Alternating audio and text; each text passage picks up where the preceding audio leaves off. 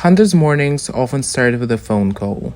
Some of us are terrified of hard questions, but Hunter made answering them his profession.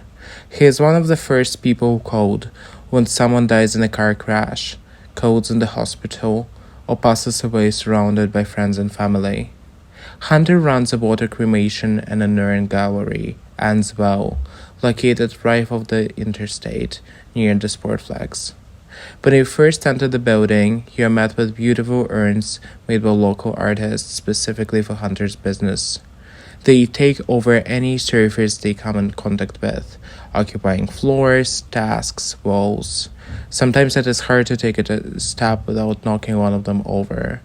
While you wander around, Hunter may be in the back, operating the machine. The machine is the equipment Hunter uses to provide a greener alternative to conventional burial and cremation. There are only 40 of them in the US, and 2 of them found their home in North Carolina. The idea of the process is similar to fire cremation, but it is much gentler and more adaptable to every individual. The chamber fills with hot water and dissolves soft tissues of a body over a few hours through the process of alkaline hydrolysis. The remains are then dried and grinded into cremains, identical to those produced by fire cremation.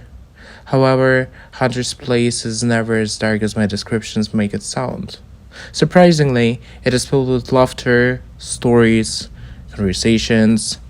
Hunter is happy to show his place to visitors, tell them how he reinvents funeral industry, burial rituals, and contributes to the greener future.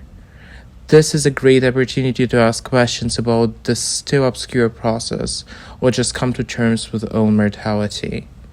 To magnify this impact, Answell does a lot of community outreach, including coming to Queer Health Fair in Durham.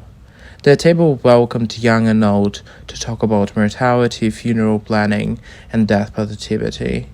For many people, it is the first time they openly talk about their last wishes, fears, and anxieties. Others are just excited by the process of the new technology Hunter uses. Mackenzie here is writing a sci-fi book and wants to incorporate acclamation into her narrative. Unfortunately, you can only do so much off-site.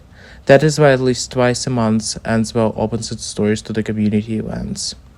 Last event they have hosted was a death cafe.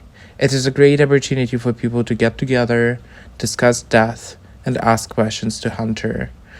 Discussions here are so lively that one may even go as far as to call attendees death enthusiasts. They foster the sense of community on the grounds that many would find too taboo to talk about, let alone embrace. They're eager to learn and share their stories. I loved picking up sarcastic drops of wisdom they had to share. Spouses promise each other to spare no grief when the other one passes. Hospice nurses claim that they appreciated working with people they knew were dying rather than with the ones that surprised them with it. Of course, this wit is one of the ways to deal with fear of death and dying. The fight gets easier, but it's never over. At the end of the day, Answell is still an cremation facility, with bodies in the fridge and bone dust in the air. And one day, every one of us will be put in the urn or 6 feet under. The discomfort with this thought is only natural. It is easy to feel alone when you're dying, feel like no one will be there to guide you through the final steps of your journey. But the fear or overcoming of such is the worry for the living. The same way whenever fear our birth, there is little use in fearing our deaths. And maybe realizing this, coming to terms with the discomfort, is what will make our journeys less isolated, more fulfilling. That is, until we find our final rest.